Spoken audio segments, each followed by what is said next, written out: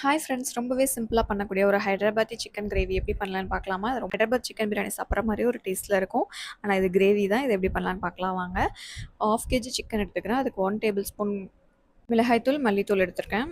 1/2 spoon சீரகத்தூள், கரம் மசாலா எடுத்திருக்கேன். உப்பு, தயிர், இஞ்சி பூண்டு பேஸ்ட் இதெல்லாமே ஆட் பண்ணிட்டு நல்லா மிக்ஸ் பண்ணி வச்சுக்கலாம். இதுக்கு வந்து ஒரு 2 மீடியம் சைஸ் ஆனியன் தேவைப்படும். நல்லா ஃப்ரை பண்ணி எடுத்துக்கலாம்.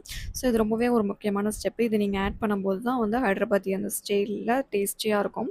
இப்போ நம்ம ஹைதராபாத்தி பிரியாணி நம்ம சேம் இதே மாரி தான் மேரினேட் பண்ணி வைப்போம். ஆனா இதில இன்னும் கொஞ்சம் எக்ஸ்ட்ரா ஐட்டம்ஸ்லாம் அதில ஆட் பண்ணி மேரினேட் பண்ணுவோம்.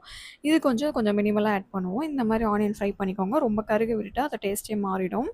கொஞ்சம் கருவேப்பிலையும், மல்லி இலையும், கஸ்தூரி மெத்தியும் ஆட் பண்ணிக்கோங்க. லெமனும் மறக்காம ஆட் பண்ணிக்கோங்க. இப்போ வந்து நம்ம ஃப்ரை பண்ண ஆயிலு, ஆனியன் எல்லாத்தையும் போட்டு நல்லா மிக்ஸ் பண்ணிட்டு, இத நீங்க இன்ஸ்டன்ட்டா உடனே ஃப்ரை பண்ணாலும் ஃப்ரை பண்ணலாம். ஒரு 1/2 அன் ஹவர் நீங்க மேரினேட் பண்ணிட்டு ஃப்ரை பண்ணா, இன்னும் கொஞ்சம் மசாலா நெறையா இருக்கிற மாதிரி இருக்கும்.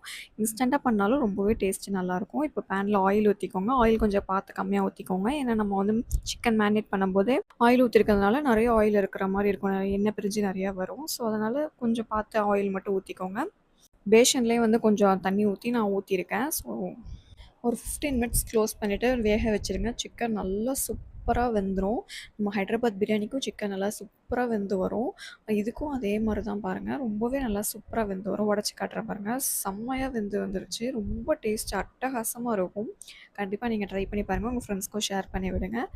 Thank you. Bye. Subscribe my channel.